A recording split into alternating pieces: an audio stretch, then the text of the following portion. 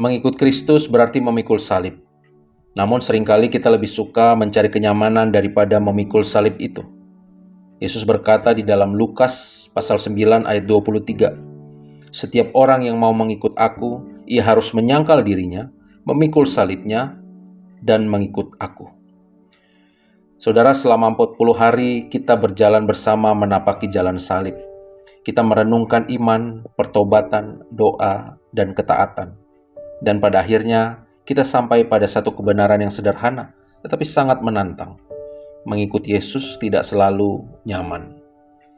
Di zaman sekarang, banyak orang mengira bahwa iman kepada Tuhan seharusnya membuat hidup selalu mudah, selalu lancar, selalu penuh berkat. Jika segala sesuatu berjalan baik, kita merasa Tuhan dekat.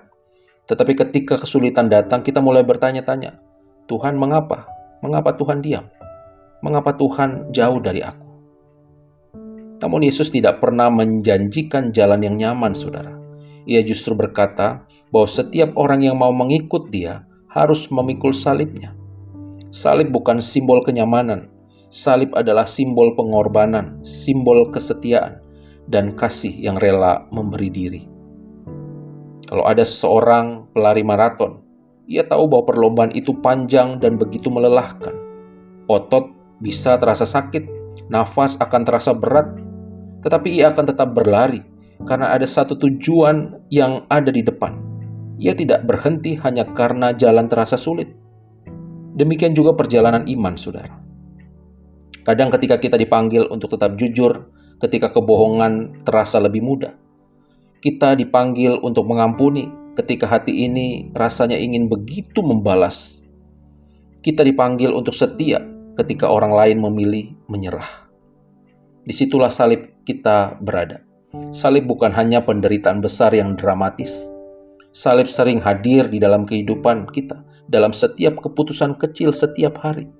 Memilih kasih daripada ego, memilih kebenaran daripada keuntungan, memilih ketaatan daripada kenyamanan. Dan justru di jalan salib itulah kita semakin serupa dengan Kristus. Hari ini, pilihlah ketaatan daripada kenyamanan. Jika ada keputusan yang sulit tetapi benar di hadapan Tuhan, ambil langkah itu dengan penuh iman. Mari kita berdoa. Ya Tuhan Yesus, Engkau telah memikul salib demi kami umat-Mu. Ajarlah aku untuk tetap setia mengikut Engkau, terutama ketika aku berjalan di dalam jalan yang tidak nyaman.